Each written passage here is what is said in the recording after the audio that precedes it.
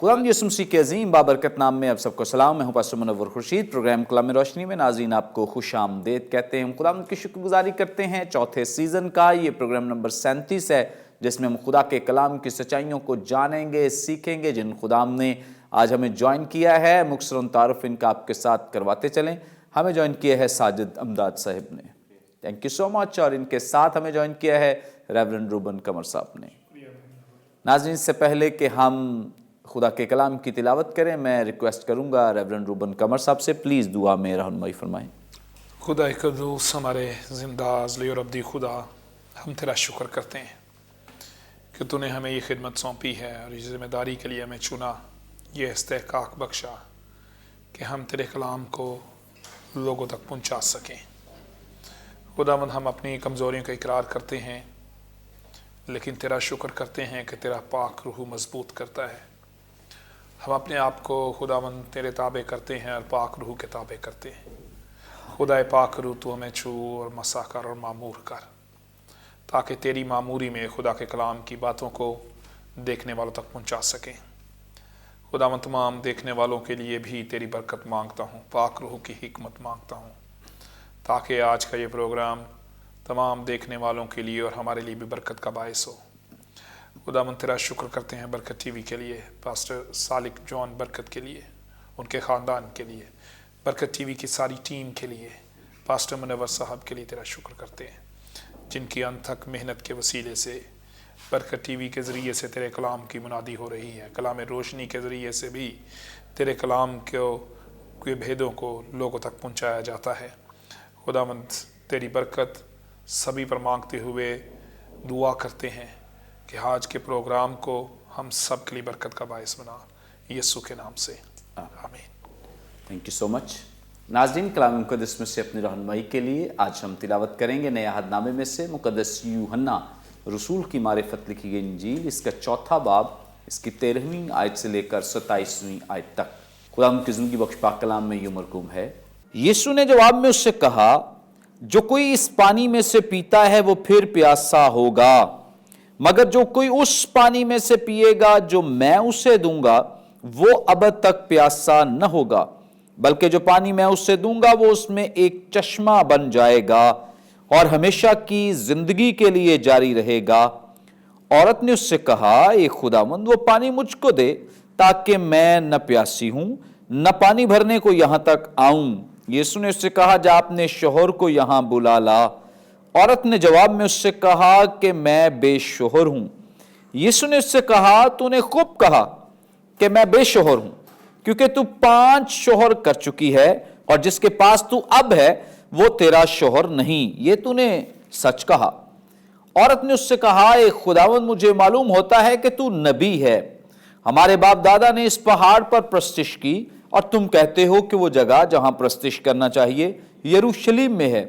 यीशु ने उससे कहा, ए औरत, मेरी बात का यकीन कर कि वो वक्त आता है कि तुम न तो इस पहाड़ पर बाप की प्रस्तिश करोगे और न यरूशलेम में। तुम जिसे नहीं जानते उसकी प्रस्तिश करते हो, हम जिसे जानते हैं उसकी प्रस्तिश करते हैं, क्योंकि निजात यहूदियों में से है। मगर वो वक्त आता है, बल्कि अभी है, कि सच्चे प्रस्तार बाप की प्रस्तिश रूह और सच्चाई से करेंगे, क्योंकि बाप अपने लिए ऐसे ही प्रस्तार ढूंढता है। खुदा रूह है और जरूर है कि उसके प्रस्तार रूह और सच्चाई से प्रस्तिश करें। औरत ने उससे कहा, मैं जानती हूं कि मसीह जो ख्रिस्तुस कहलाता है आने वाला है, जब वो आएगा तो हमें सब बातें बता देगा। यीशु ने उससे कहा, मैं जो तुझसे बोल रहा हूं वही हूं। इतने में उसके शागिर्द आ गए और ताज्जुब करने लगे कि वो औरत से बातें कर रहा है, तो भी किसी ने न कहा कि तू क्या चाहता है या उससे किस लिए बातें करता है। कलाम मुक़द्दस के पढ़े सुने जाने पे खुदा उनकी बरकत हो, आमीन। नाज़रीन, कलाम मुक़द्दस का ये हिस्सा जो भी हमारे सामने तिलावत किया गया है, गुज़श्ता एपिसोड में भी हम इसके ताल्लुक से सीख रहे थे, जान रहे थे, बहुत सारी बातों को हमने सीखा है, जाना है, आगे बढ़ेंगे। और आज गुफ्तगू का आगाज़ हम साजिद इमदाद साहब से करेंगे। साजिद साहब, आप हमारी रहनुमाई फरमाएं। 20वीं आयत में ज़िक्र है, जो ख़ातून है, सामरी औरत जो है, ये ख़ास तौर पे एक पहाड़ का जिक्र करती है कि हमारे जो बाप दादा हैं उन्होंने इस पहाड़ पर प्रस्तिश की और तुम लोग यानी यहूदी जो हैं وہ کہتے ہیں کہ جو پرستش کی جگہ ہے یروشلم میں ہے. تو آپ نے چونکہ یونانی زبان پڑھی ہے اور تقریباً مجھے اندازہ ہے کہ 5 سال تک آپ یونانی زبان پڑھتے رہے ہیں اور اس کی پیچیدگیوں کو بھی جانتے ہیں. ناظرین آپ کو بتاتے چلیں ساجد صاحب اس سلسلے میں ہم دونوں سے سینئر ہیں کیونکہ میں اور پاسٹر روبن صاحب بھی کلاس فیلو ہیں اور ابھی ہم ایف سی کالج میں خدا کے کلام کو سیکھ رہے ہیں, یعنی ایم فل کے اسٹوڈنٹس ہیں اور یہ ہمارا لاسٹ ایئر ہے. اس کے ساتھ ساتھ جو ساجد صاحب ہیں ان کا ایم فل مکمل ہو چکا ہے اور اس کے لیے ہم نے گزشتہ پروگرام میں بھی ان کو مبارکباد دی تھی. آج بھی ہم ونس اگین انہیں مبارکباد دیتے ہیں. میری طرف سے مبارک ہو جی, ہم دونوں جونیئر ہیں آپ کے. یس, اور ساجد صاحب سینئر ہیں. اور ساجد صاحب آپ چونکہ یونانی زبان کی جو باریکیاں ہیں ان سے بھی کافی آشنا ہیں, جانتے ہیں, آپ ہماری رہنمائی فرمائیں. جب خاتون پرستش کا ذکر کرتی ہے تو پرستش کے لیے جو یونانی زبان کا لفظ ہے بیان کیا گیا, اس کی ایٹمالوجی اس کے تعلق سے میں سکھائیں کیونکہ ہمارے ہاں بڑی کنفیوژن ہے پرستش کے تعلق سے, کیونکہ پرستش کو صرف گانے بجانے کے ساتھ جوڑا جاتا ہے. آپ ہماری رہنمائی فرمائیں کہ پرستش جو ہے یا یونانی لفظ جو ہے جو پرستش کے لیے استعمال ہوا ہے اس کا مطلب دراصل کیا ہے, یا اس سے ہم کیسے براڈر سینس میں سمجھ سکتے ہیں کہ پرستش what is the worship, what is the praise of God, تاکہ اس سے ہمارے لوگوں کو بہتر طور سے اندازہ ہو سکے کہ یہاں خاتون جو ہے جو پرستش کے لیے یا آگے بھی پرستش کے لیے یسوع مسیح لفظ استعمال کرتے ہیں تو اس سے مراد کیا ہے. سب سے پہلے تو شکریہ برکت ٹی وی کے لیے, پچھلے پروگرام میں بھی مدعو کیا, اس دفعہ پھر, اور مبارکباد کے لیے شکریہ. بے شک آپ جونیئر ہیں لیکن میرے لیے سینئرز ہی ہیں. آپ کی خدمت وسیع ہے اور خداوند آپ کو اور کثرت سے استعمال کرے. لفظ پرستش اگر ہم اس کو میں جب مطالعہ کر رہا تھا تو بڑی ہی دلچسپ بات معلوم ہوئی.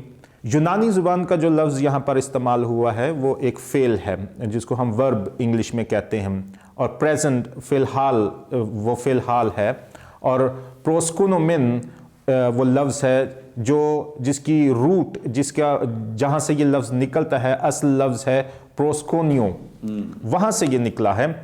اور یہ لفظ یونانی زبان کا ہے لیکن اس کا تعلق کہہ لیں کہ ہمارے قریبی یا ہمارے اس علاقے سے بھی بہت ہے. وہ اس طرح بن جاتا ہے کہ یہ فارسی زبان جو لفظ یہاں پر اردو میں استعمال ہوا ہے پرستش, یہ فارسی زبان کا لفظ ہے اور فارسی زبان کے لفظ سے یہ پرستش لفظ نکلا ہے.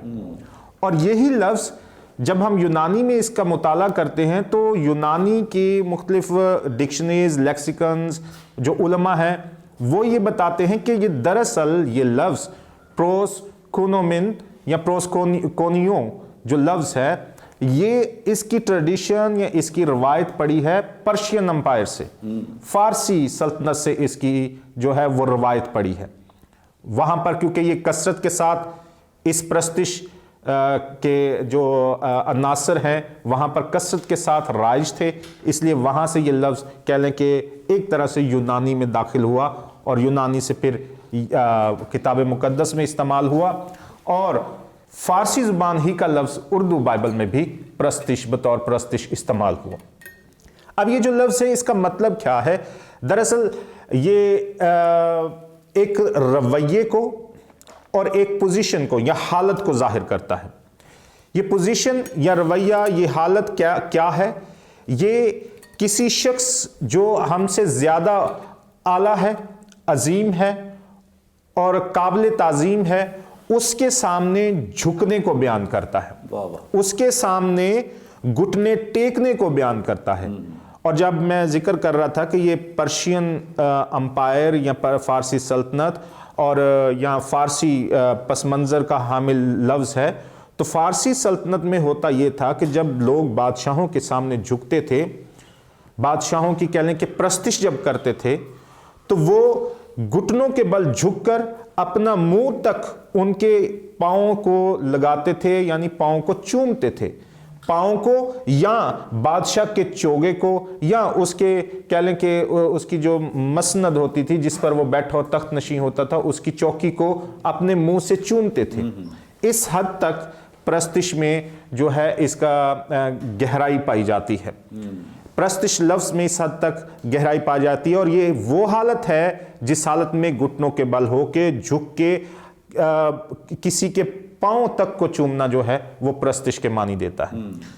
फिर जब रवैये की बात करते हैं, ये तो हालत की बात है, रवैये की बात जब करते हैं तो रवैये में ताज़ीम भी आ जाती है, रवैये में इज्जत तकरीम भी आ जाती है, रवैये में वो उनसर भी आ जाता है, वो बात भी शामिल हो जाती है जिसमें किसी एक ज़ात को अपना मबूद मान लिया जाए, एक ज़ात को इस हद तक उसकी इज्जत तकरीम ताज़ीम की जाए कि वो एक मबूद का दर्जा रखता हो। जैसे हम खुदा को अपना मबूद मानते हैं, अपना खुदा मानते हैं, तो हम उसकी प्रस्तिश करते हैं। रवैये में चूंकि इस मबूद की प्रस्तिश ताज़ीम करना शामिल है तो हम इसमें गाने बजाने के वसीले से अपने इस रवैये को जाहिर कर सकते हैं, हम दुआ के वसीले से इस रवैये को जाहिर कर सकते हैं, हम खामोशी में या ऊंची आवाज़ में या साज़ों के साथ या सिर्फ झुककर ताज़ीम करके या किसी जिससे हम लगे, हमें महसूस हो कि हमारा ये रवैया उसकी ताज़ीम के लिए बेहतर है, तो ये सारा कुछ हमारे प्रस्तिश के रवैये में शामिल हो जाता है।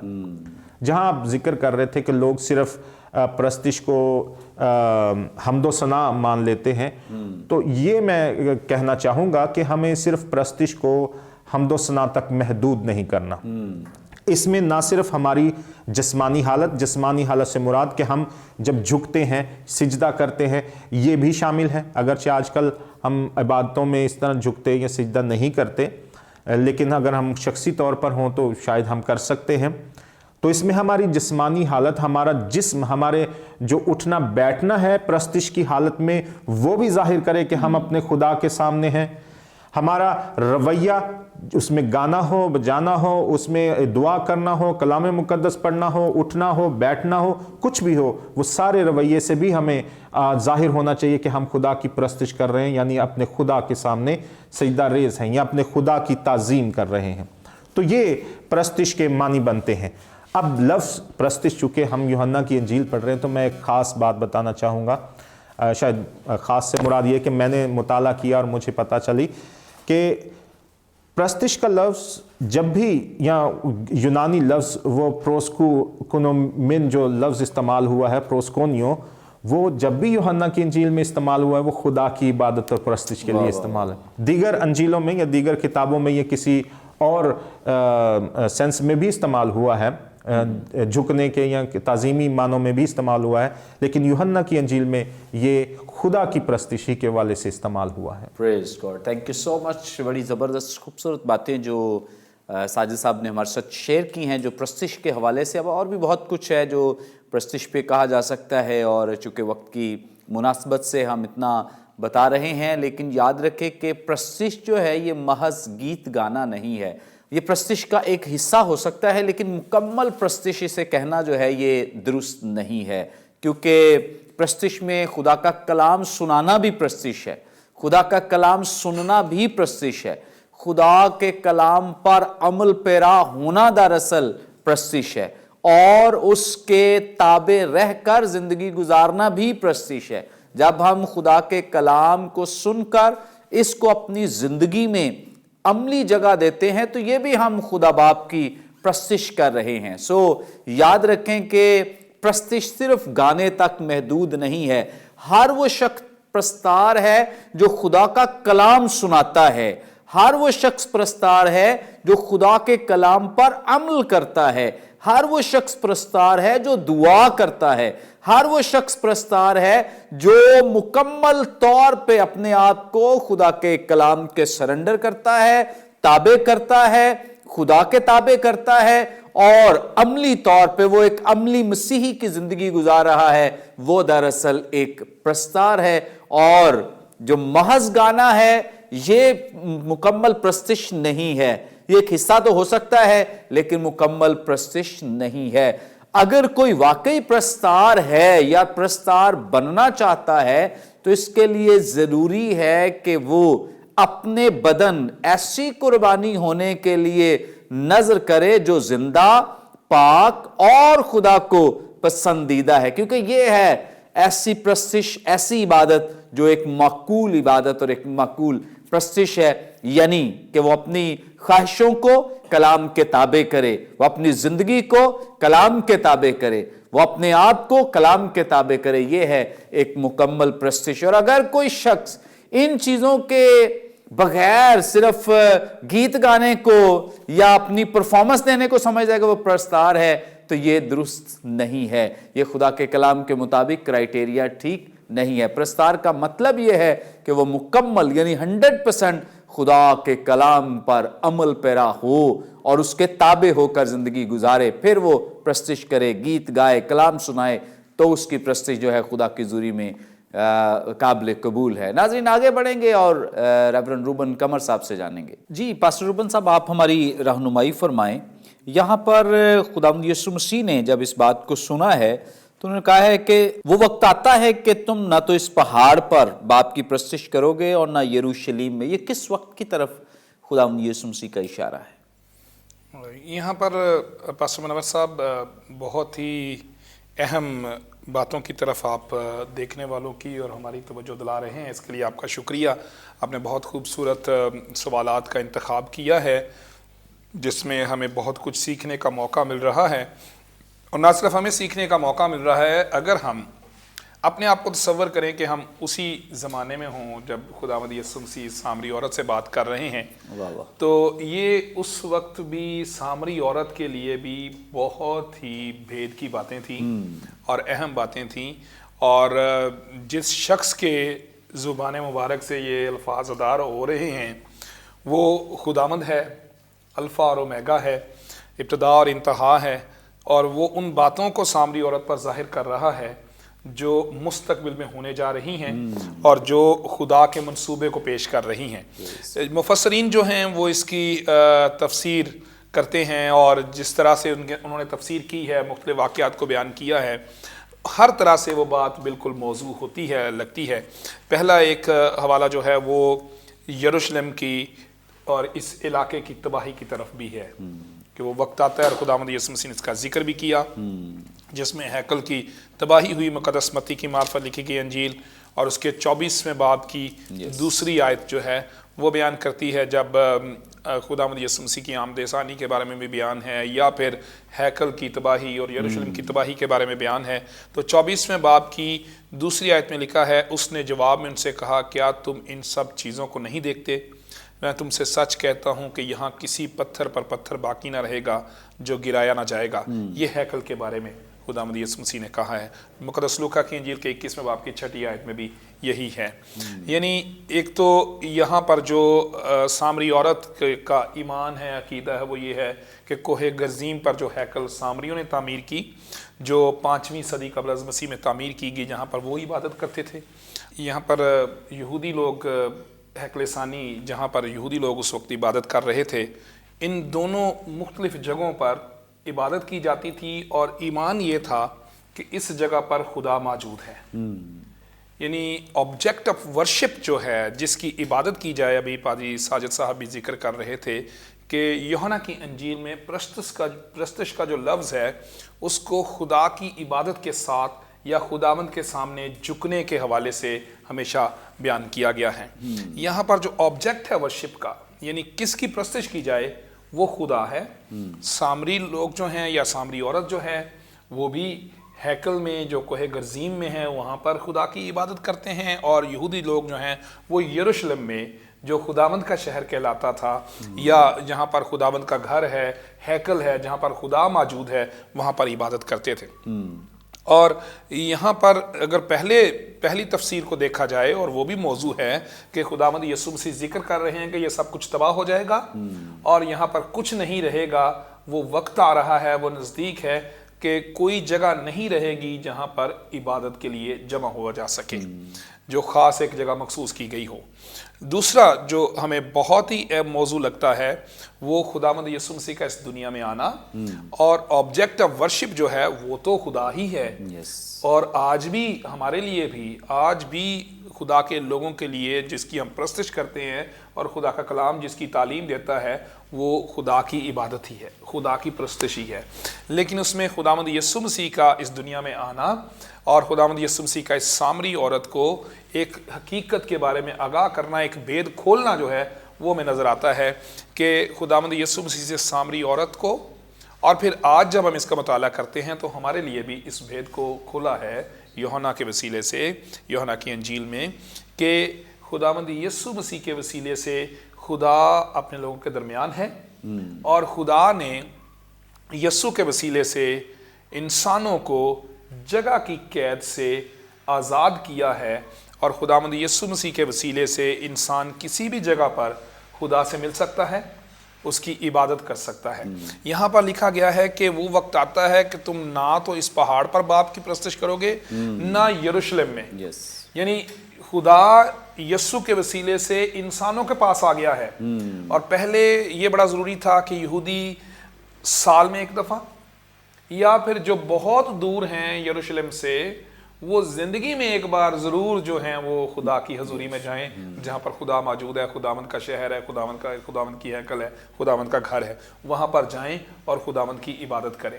لیکن یسوع کے وسیلے سے خداوند اپنے لوگوں کے درمیان ہے، اور خداوند یسوع مسیح نے مقدس متی کی انجیل کے 18ویں باب کی 20ویں آیت میں یہ کہا کہ جہاں بھی 2 یا 3 میرے نام سے جمع ہوں وہاں میں ان کے بیچ میں ہوں۔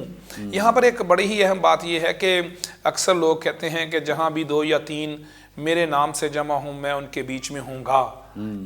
یہاں پر ہم غلط ہی کر جاتے ہیں۔ یسوع نے کہا کہ وہاں میں ان کے بیچ میں ہوں۔ اس بات کو ذہن میں رکھنے کی ضرورت کہ خداوند یسوع مسیح کے وسیلے سے خدا ہر جگہ موجود ہے، اپنے لوگوں کے درمیان ہے، خداوند کلیسیا کے درمیان ہے، خداوند کلیسیا کے بیچ میں رہتا ہے اور کلیسیا کے ساتھ ہے، اور کلیسیا جہاں بھی اکٹھی ہو خداوند کی عبادت کرتی ہے اور خداوند ان کے ساتھ ہے۔ یعنی یروشلم کی موجودگی، ہیکل کی موجودگی اس بات کا ثبوت تھی کہ خدا اپنے لوگوں کے درمیان ہے، اور اسی علاقے میں خداوند اپنے لوگوں سے ملتا ہے۔ لیکن یسوع کے آنے سے یہ خدا کی محبت، خدا کی موجودگی اور خدا کی حضوری کلیسیا کے درمیان پوری دنیا میں جہاں پر خدا کے لوگ رہتے ہیں وہاں پر ہمیں نظر آتی ہے، اور یہ بھید خداوند یسوع مسیح نے سامری عورت پر ظاہر کیا۔ بہت سے لوگوں پر ابھی خداوند یسوع مسیح اس بھید کو ظاہر کرتے جا رہے تھے جب اس وقت تعلیم دے رہے تھے، اور اس سامری عورت پر بھی یسوع نے اس کو ظاہر کیا کہ وہ وقت آتا ہے جب یروشلم یا وہ جو جس جگہ پر پہاڑ پر وہ عبادت کرتے تھے وہاں پر نہیں، بلکہ ہر جگہ پر جہاں پر ایماندار موجود ہے خداوند ان کے پاس ہے، وہاں پر عبادت ہوگی۔ پریز گاڈ، تھینک یو سو مچ۔ بڑی خوبصورت بابرکت باتیں جو خداوند نے ہمارے ساتھ شیئر کی ہیں۔ یقیناً ناظرین، جب ہم خدا کی پرستش کے تعلق سے سیکھ رہے ہیں، اور بھی بہت ساری باتیں ہیں جو بھی ہم سیکھیں گے، اور بہت سارا ایسا مواد ہے جو آپ کے ساتھ شیئر کیا جائے گا۔ یقیناً جس طور سے ابھی آپ نے برکت پائی ہے، آئندہ حصے میں بھی برکت پائیں گے۔ ہمارے ساتھ رہیں۔ ابھی وقت ہوا ایک بریک کا، لیں گے ایک شارٹ بریک۔ دیکھتے رہیے کلام روشنی۔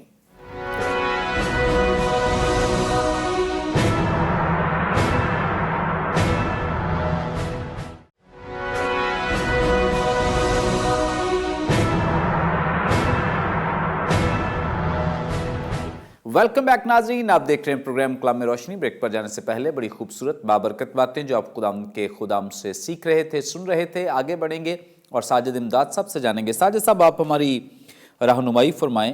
22ویں آیت میں لکھا ہے، تم جسے نہیں جانتے اس کی پرستش کرتے ہو، ہم جسے جانتے ہیں اس کی پرستش کرتے ہیں، کیونکہ نجات یہودیوں میں سے ہے۔ اس میں ایک یہ جو سنٹینس میں نے پڑھا ہے، چونکہ بہت سارے لوگ جو ہیں اس پہ کرٹیسائز بھی کرتے ہیں، خداوند یسوع مسیح کی خدمت کو بھی ضرور اس کو بھی جسٹیفائی کریں، اور اس آیت کی تفسیر ضرور ہمارے ساتھ شیئر کریں۔ تم جسے نہیں جانتے اس کی پرستش کرتے ہو، ہم جسے جانتے ہیں اس کی پرستش کرتے ہیں، کیونکہ نجات یہودیوں میں سے ہے۔ ایک ایسی آیت ہے جو بلا شبہ اس سامری عورت کو खुशखबरी का पैगाम दे रही है और साथ बता रही है कि ये खुशखबरी लाने वाले या इस खुशखबरी का जो मीडियम है, जो इसका ज़रिया है, वो कौन है। यहाँ पर हम इसको दो हिस्सों में आयत को करते हैं। पहले हम गौर करेंगे जब खुदावंद यीशु मसीह उससे कहते हैं तुम जिसे नहीं जानते उसकी प्रस्तिश करते हो और हम जिसे जानते हैं उसकी प्रस्तिश करते हैं। यहाँ पर एक हिस्सा और दूसरा हिस्सा क्योंकि नजात यहूदियों में से है, हम इस तरह इन दो हिस्सों को समझने की कोशिश करेंगे। यहाँ पर जो लफ्ज़ इस्तेमाल हुआ है तुम जिसे, और तुम जो लफ्ज़ है ये एक जमा का लफ्ज़ है, जमा के लिए इस्तेमाल होता है। इसको हम सेकंड पर्सन प्लूरल कह सकते हैं। उर्दू में हम कहेंगे सिगाए हाजिर जमा है, यानी कोई शख्स आपके सामने खड़ा है, आप उससे मुखातिब हैं, वो second person plural second person कहलाएगा। और जब वो उसको इशारा करते हुए उसके बाकी ग्रुप को भी साथ शामिल कर लिया जाएगा तो ये प्लूरल हो जाएगा। तो यसु उनसे कह रहा है, उस खातून से जब तुम के अल्फाज इस्तेमाल करता है तो उससे मुराद, तुम से मुराद सिर्फ औरत नहीं बल्कि वो सारी सामरी कम्युनिटी थी। वो सारे सामरी लोग थे, क्योंकि अगर देखें औरत भी कहती है कि हम वहाँ प्रस्तिश करते हैं और तुम यरूशलेम में करते हो, तो अब यसु उसके जवाब में कहता है कि ठीक है तुम प्रस्तिश करते हो तो तुम से मुराद पूरे सामरी लोग जो प्रस्तिश करते हैं। वो कैसी प्रस्तिश करते हैं? ऐसी प्रस्तिश है कि वो उसको जानते ही नहीं जिसकी वो प्रस्तिश कर रहे हैं। यहां पर लफ्ज़ जो जिसे इस्तेमाल हुआ है अंग्रेजी में इसे वट कहेंगे, what you do not know, तुम जिसे नहीं जानते।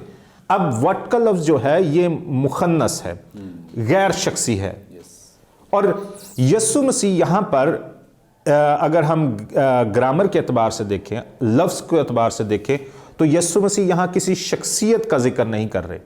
वो ये नहीं कह रहे कि तुम खुदा को नहीं जानते और तुम फिर भी उसकी प्रस्तिश करते हो, बल्कि यहां पर ज़्यादातर मुफस्सरीन का ये कहना है कि यहां यीशु मसीह की मुराद वट या जिसे से मुराद ये है कि तुम सिर्फ तुरैत तक महदूद हो, तुरैत से आगे तुम्हें मालूम नहीं है। तुरैत बयान तो करती है मसीह के बारे में भी, या मसीहा आने वाले मसीहा के बारे में कुछ वो इशारे देती है, लेकिन उसके बाद जो अंबिया ने लिखा, जो अंबिया ने कहा, जो खुदा ने कलाम किया, उसमें बड़े वाज़ेह तौर पर हमें मसीह और उसके आने का मकसद नजर आता है। इसलिए वो मसीह या जो ख्रिस्तुस लफ्ज़ इस्तेमाल वो करती है अगरचे सामरी, लेकिन यीशु मसीह का कहना यह है कि तुरैत तक तुम महदूद हो और तुम इसे भी नहीं जानते। और जिसे नहीं जानते, नहीं जाने से मुराद यह है कि तुरैत के अलावा जो खुदा का कलाम है तुम उसको नहीं जानते, तो मसीह को कैसे अच्छी तरह जान पाओगे। लिहाजा यीशु मसीह जब ये कहते हैं कि तुम जिसे नहीं जानते उसकी प्रस्तिश करते हो, दूसरा अंसर ये भी है, इसमें दूसरी बात ये भी है कि हमने एक गुज़श्ता प्रोग्राम में सामरियों की तारीख पर देखा और हमने जाना कि उनका मज़हब कैसे इस्राएली मज़हब या यहूदियत जो उनका मज़हब है, जो वो खुदा का मज़हब एक जुडाइज़म लिए हुए हैं, वो उससे कैसे दूर हो गए और उसमें कैसे बाकी मज़ाहब शामिल हो गए। अब वो खुदा के भी तालिब हैं और अपने देवताओं के भी तालिब हैं। खुदा को तो बस वो एक देवता के तौर पर ले रहे हैं, इसलिए उसको अगर हम कहें कि वो उसको भी अच्छी तरह बेहतर तौर पर या उसको नहीं जानते कि वो खुदा कौन है, लिहाजा वो फिर भी उसकी प्रस्तिश कर रहे हैं। और यीशु कहता है कि हम चूंकि उसको जानते हैं इसलिए उसकी प्रस्तिश करते हैं। हम जानते हैं कि वो खुदा कौन है, वो खुदा क्या कर सकता है। उसने दुनिया को तख्लीक किया, अगरचे गुनाह दाखिल हुआ, लेकिन वो फिर भी दुनिया को बहाल करने के लिए कोशिश में लगा रहा। फिर उसने अपना बेटा भेजा जो मसीह होकर इस दुनिया में आया। तो हम उस खुदा को जानते हैं, हम उसकी प्रस्तिश करते हैं। अब दूसरी बात, जब ये यीशु यहाँ पर बुनियाद बना लेते हैं तो फिर वो कहते हैं कि हम उसकी जिसकी प्रस्तिश करते हैं हम उसको जानते हैं, तो ये उसका काम है कि वो यहूदियों को मुंतखब करे, यहूदियों को एक ज़रिया बनाए, यहूदियों के ज़रिए से खुशखबरी के पैगाम को, नजात के पैगाम को शुरू करे और इख्तिताम तक लेके जाए, ताकि यहूदियों के ज़रिए से दूसरी कौमों तक मसीह के आने की खुशखबरी फैले, नजात का पैगाम मिले। اس لیے یہودیوں کو اس بات کے لیے مخصوص کیا گیا, منتخب کیا گیا, اور انہی کے ذریعے سے مسیح آئے گا اور آیا ہے. اس لیے یسوع نے کہا کہ نجات یہودیوں میں سے ہے. اگر ہم زبور 76 اس کی پہلی آیت کو دیکھیں تو وہاں بھی یہ مرقوم لکھتا ہے, یہ مرقوم ملتا ہے کہ یہودا میں خدا کو جانا جاتا ہے. میں مفہوم بیان کر رہا ہوں, اگر ہم آیت پڑھنا چاہیں تو وہ پڑھ سکتے ہیں. زبور کی کتاب اس کا 76 باب اس کی پہلی آیت, وہاں پر کہ یہودا جو ہے وہ خدا کو جانتا ہے, یا خدا یہودا میں جانا جاتا ہے.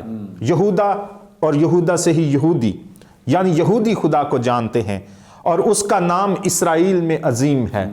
تو یہ زبور کی کتاب ہمیں بیان کرتی ہے. پس یہاں پر یسوع مسیح یہودیوں کو یہ جو استحقاق ملا کہ وہ نجات دہندے کے لیے راہ تیار کریں, لوگوں کو تیار کریں, ان کی زندگیوں کو تیار کریں, اگرچہ وہ اس میں ناکام رہے, تاہم یسوع مسیح یہودیوں میں سے آیا. خدا نے ایک قوم, یہودی قوم کو چنا, اس میں سے اپنی دنیا کو بچانے کے لیے, بحال کرنے کے لیے نجات دہندہ کو پیدا کیا, اپنے بیٹے کو بھیجا, اور اسی کے وسیلے سے. اور یہی بات یہاں یسوع سامری عورت سے بھی بیان کر رہے ہیں. پریز گاڈ, تھینک یو سو مچ. بڑی خوبصورت بابرکت باتیں ہیں. یا ناظرین, یہی فائدہ ہے پڑھنے لکھنے کا کہ جب تفسیر کا وقت دیا جائے یا تفسیر کے لیے کہا جائے تو صرف متن میں سے ہی بتایا جائے کہ متن کیا کہہ رہا ہے. خدا کا کلام جہاں سے پڑھا گیا ہے اس ٹیکسٹ میں کیا لکھا ہے, یعنی اس کے تمام جو گرامیٹیکلی یا لنگوسٹیکلی یا اور دیگر جو پہلو ہیں صرف ان پہ دھیان دیا جائے. ہسٹوریکلی, کلچرلی کیا کیا چیزیں اس پیسج میں موجود ہیں. بڑی زبردست باتیں جو خدا ان کے خادم نے ہمارے ساتھ شیئر کی ہیں. آگے بڑھیں گے اور ہمارے پاس ایک اور تجربہ کار خدا ان کے خادم موجود ہیں جو بڑا زبردست خدا کے کلام کی تفسیر و تشریح کرتے ہیں اور مانے بھی جاتے ہیں, اور بہت سارے لوگ انہیں اپنی کنونشنز پروگرامز میں مدعو بھی کرتے ہیں خدا کے کلام کو سیکھنے کے لیے. روبن قمر صاحب سے ہم جانیں گے. روبن صاحب, ایک بڑی معروف آیت ہے اور بہت سارے لوگ اسے اپنی اپنی سپورٹ کے لیے استعمال بھی کرتے ہیں, اور جب بھی کوئی پرستش کرتا ہے تو چاہے وہ ٹھیک ہے یا غلط ہے, لیکن وہ آیت ضرور اس کو کوٹ کرتا ہے اور اپنی سپورٹ کے لیے استعمال کرنا چاہتا ہے. 23ویں آیت میں پڑھوں گا تاکہ ہمارے ناظرین کو بھی سمجھ آ سکے. مگر وہ وقت آتا ہے, بلکہ اب ہی ہے, کہ سچے پرستار باپ کی پرستش روح اور سچائی سے کریں گے, کیونکہ باپ اپنے لیے ایسے ہی پرستار ڈھونڈتا ہے. اس کی تفسیر ہمارے ساتھ شیئر کریں تاکہ ناظرین اس کے تعلق سے مکمل طور پہ علم حاصل کر سکیں. بہت شکریہ پاسٹر منور صاحب. یہاں پر جب ہم اس آیت کو بغور دیکھتے ہیں اور اس میں اس کا آغاز اسی طرح سے ہوتا ہے جس طرح جب خداوند یسوع مسیح اس سامری عورت کو پرستش کے حوالے سے جگہ کے بارے میں بتا رہے تھے, اور یہاں پر ایک اور طرف اشارہ ہے, بات کو آگے بڑھایا گیا ہے. یہاں پر بھی یہ لکھا کہ مگر وہ وقت آتا ہے, وہاں پر بھی اسی طرح سے ہے کہ وہ وقت آتا ہے. یہاں پر پھر دوبارہ سے آیا ہے مگر وہ وقت آتا ہے, بلکہ اب ہی ہے. اس بات کا اضافہ ہو گیا کہ اب ہی ہے کہ سچے پرستار باپ کی پرستش روح اور سچائی سے کریں گے, کیونکہ باپ اپنے لیے ایسے ہی پرستار ڈھونڈتا ہے. خداوند یسوع مسیح کے خدمت کے دورانیے میں بہت دفعہ خداوند یسوع مسیح نے پرستش کے حوالے سے, عبادت کے حوالے سے وہاں پر موجود اپنے ارد گرد جو فقیہ اور فریسی ہیں ان کو تنقید کا نشانہ بنایا, اور ایک بڑا خاص لفظ ان کے لیے استعمال کیا, اے ریاکار فقیہو اور فریسیو, تم پر افسوس. یہ بھی کہا گیا.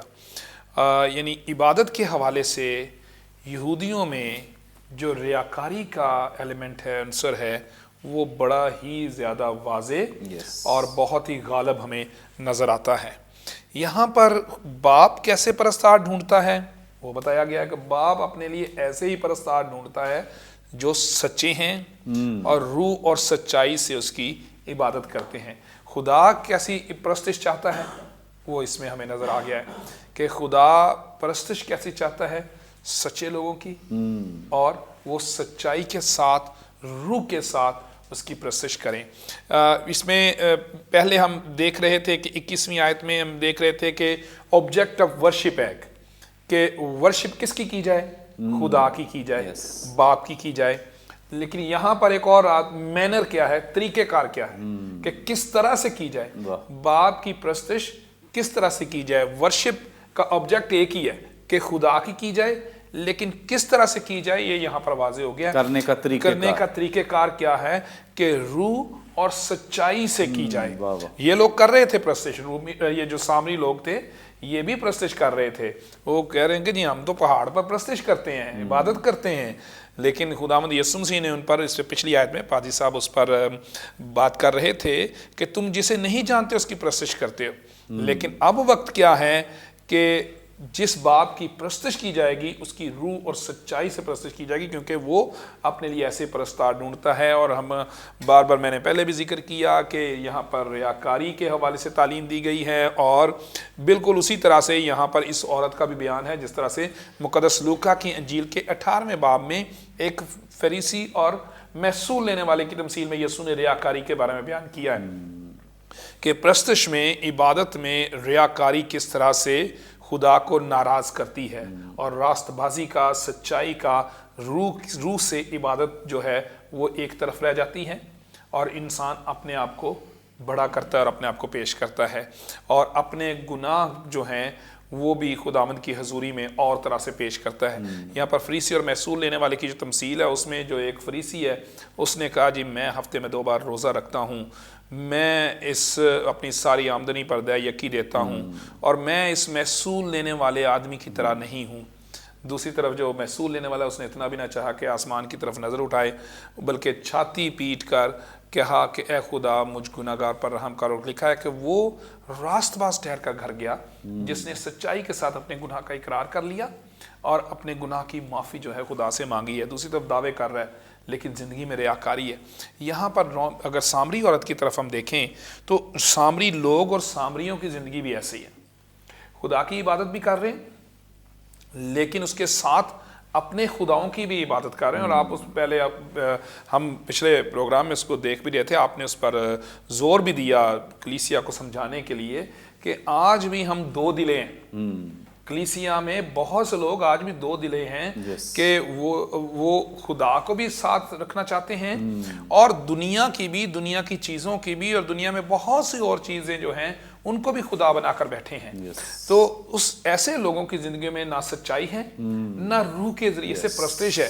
اور سامری لوگ بھی ایسے ہی تھے کہ وہ خدا کی عبادت کہتے ہیں جی ہم خدا کی عبادت کرتے ہیں. یہ عورت نے کلیم بھی کیا ہے کہ وہ کہتی ہے میں جانتی ہوں کہ اس نے اپنے ایمان کا ذکر کیا ہے کہ میں جانتی ہوں کہ مسیح جو کرسٹس کہلاتا ہے آنے والا ہے, جب وہ آئے گا تو ہمیں سب باتیں بتا دے گا. یعنی وہ اپنا کلیم کر رہی ہے کہ میں تو جانتی ہوں اپنے ایمان کو, میں خدا کو جانتی ہوں, لیکن اس کے باوجود وہ یہاں پر یسوع کی طرف سے ایک اور اپنے جو خامی ہے اس کو سامنے آتے ہوئے دیکھ رہی ہے کہ اگرچہ تم عبادت تو کرتی ہو لیکن جو باپ پرستار ڈھونڈتا ہے وہ یہ لوگ نہیں ہیں.